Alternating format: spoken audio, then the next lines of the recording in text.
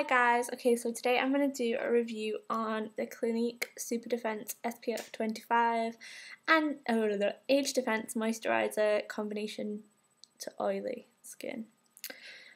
Okay, sorry I'm looking a bit wild by the way today. I got caught in the rain and it's cold in Spain today, so I'm wearing a scarf. So yeah, that's why I'm all bundled up, but I'm really cold. Anyway, back to the review. So I got this as a gift. I mentioned this in my skincare routine video, which was back in October when I first got to France in October. And I mentioned that I was loving it. I recommended for you all to go out and buy it. I was really happy with it, blah blah blah. I've just finished. Used the last of it today. And I was thinking, okay, so now I need a new day cream. What am I going to... You hear the church bells. I was thinking, what am I going to buy?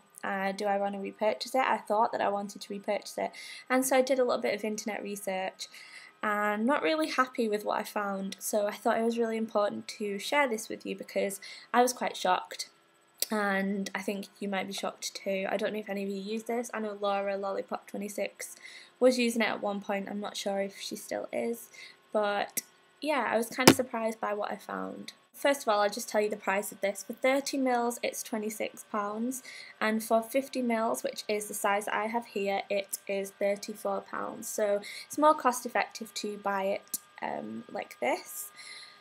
It's not the cheapest day cream, but it's not as pricey as some. I thought it was okay because it lasted me a really long time, and as long as something lasts me a long time, I have no problem paying for a higher end cream, as long as I feel like it's working. A little bit went a long way with this, and I do get oily down my T-zone, but my skin has a tendency to be dry in places too, and this worked perfectly for me as far as moisturising. I like the way it smelled. It smells like SPF. It smells very strongly of sunscreen, which I like. It's fresh and it reminds me of summer. Some people don't like that smell, so just to let you know what it smells like. Sorry, I just switched the light on. I know this lighting is not the best. So normally what I'll do before I buy a product is have a little look around online and do some research and go on sites like Makeup Alley and look at people's past reviews and recommendations, and also sometimes I look for the ingredients list.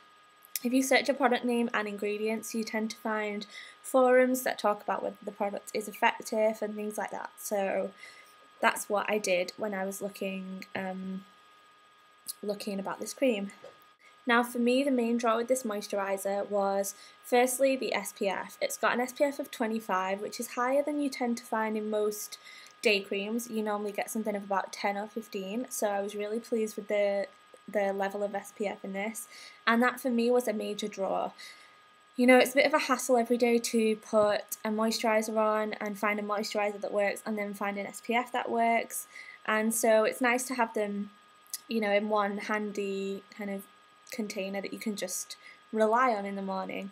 So that was the main draw for me. The second thing was the fact that it had a lot of antioxidants in it, which are known to help prevent against aging, and that's something that I'm really interested in, is using antioxidants and using SPF, because I honestly believe that as well as helping reduce the risk of melanoma, that using an SPF is something that will protect you against aging. So that's just my personal opinion. That's something that I like to have on a daily basis on my skin to protect me from the sun. And those are the main things that Clinique used to promote this product. So when I went on the website, this is what Clinique had to say about the product. Okay, they say, skin's most complete defense against the visible signs of aging in a daily moisturiser. Okay, that sounds good. Arms it to fight the effects of emotional stress, which can damage the skin with effects much like the sun and pollution. Okay, so this is just really fluffy. They're not telling us how it arms our skin to fight the effects of emotional stress, what active ingredients are in there. They're not giving us any of that information, but okay. The next sentence is where it gets really interesting. They say, helps neutralize UVA and UVB. Now some people might look at this and think, great, it's going to protect my skin from UVA and UVB rays, and it's got an SPF of 25. But all they're saying is that it helps to neutralize. They're not saying that it's going to protect your skin, and that set alarm bells ringing for me. and I think that they were justified. When I did a bit more research on the product, I was really disappointed. So the active ingredients in this are octinoxate 7.4%, avobenzone 3%, and oxybenzone 2%. Now I just have to mention that I couldn't find the ingredients list for this anywhere on the Clinique website, which is a massive fail for me for Clinique. I think when you're putting something on your face, especially something that's meant to protect you, you should be able to get the list of ingredients, especially when you're paying £34 for it. So it might be on there, but it definitely wasn't easy to find, and I had to Google and do a bit of research to be able to find these, which most people might not be bothered to do.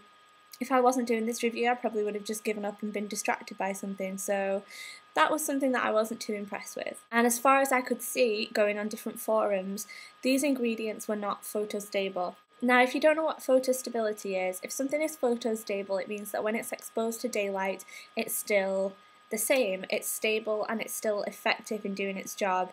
So it's obviously not a good idea if you're using an SPF for it to not be photostable, because the chances are an SPF is going to come in contact with light. That's what it's for. And if that's no longer stable and it means that it doesn't work, then what is the point in having the SPF in there in the first place? So not only is this not photostable, but from what I can see, it is not broad spectrum either. And when something is broad spectrum, it means that it protects from both UVA and UVB rays. And now UVA are the rays that cause sunburn, and they're also the rays that increase your risk of melanoma. So to not have protection against UVA rays, again, is pretty useless in a product that's claiming to help against anti-aging, and it's claiming to protect your skin as well. My other big problem with this is the packaging. Now, I know a lot of people don't like jar moisturisers because they think that it's unsanitary to have to keep dipping your fingers in there and you're going to contaminate the product with things. That isn't necessarily the main thing for me. I tend to put moisturiser on when I've just washed my face, and if I've washed my face, that means that my hands are clean, so that doesn't bother me too much. I mean, it's not ideal. I'd sooner have something in a tube and have it be more sanitary, but that isn't the main problem with this. The main problem with this is that to open the jar, you've got to take the top off, and when you take the top off, you're letting air into this. Now, this product is crammed with antioxidants, which is a good thing, but as soon as those antioxidants are exposed to the oxygen and to the air, they are no longer stable and they no longer do their job. So again, what is the point in putting them in the product? It really baffles me because Clinique have another moisturiser full of antioxidants, which is called Super Rescue Antioxidant Night. And that is in a tube. They obviously know the importance of keeping things stable, so why they chose to put this in a jar is completely beyond me. I really do not understand why you would spend so much money formulating a product, spend so much money on the ingredients, and then put them in packaging that completely makes them useless. It just renders them completely useless, and I don't understand it at all. So yeah, I'm really disappointed with this product. For the price you pay for £34, for the protection that it offers your skin, you may as well be wearing, you may as well be wearing baby lotion on your skin. It'll be a lot cheaper because it doesn't actually offer any protection. And for me, the main draw is the fact that I didn't have to put something else like this on top to give me the sun protection. The fact that it was all in one was the main drawing point, and now that I know that that isn't true, I definitely won't be repurchasing it. So if, like me, you were looking for something with antioxidants and something with a high sun protection factor, my recommendation, which is maybe what I'll be trying next, is the Super Rescue Antioxidant Night Cream. And my recommendation would be to use that in the day, so you're still getting the antioxidant benefits, and then apply a sunscreen over the top. And this is La Roche-Posay. This is one of my favourites. It's factor 50. It's really, really high factor. It's also one of the best SPFs on the market, so I would definitely try and get my hands on that. This not only protects you from UVA, but it's also water resistant, so I'm going to go back to just using that with a different cream. I'm really, really disappointed in Clinique as far as this product's concerned, because they make their sales assistants wear white coats, and they have a very no frills attitude to their packaging. It all looks very clean and scientific. I've never been a fan of their 3-step cleansing system, but I do like their makeup, and I think they have some really great skincare products.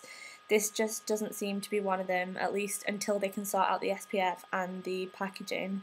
I think, in a way, it's quite irresponsible as a company for them to have done this. I mean, there could be someone out there that needs to wear SPF for a reason, and obviously I've been using this for months, and I've been going out in Spain and in France where the sun is a lot stronger than it is in the UK with hardly any protection when I thought I was wearing an SPF25. And I think that, I mean, dangerous is maybe too strong a word, but I think irresponsible is probably the right word. I don't know, an SPF is really important to me.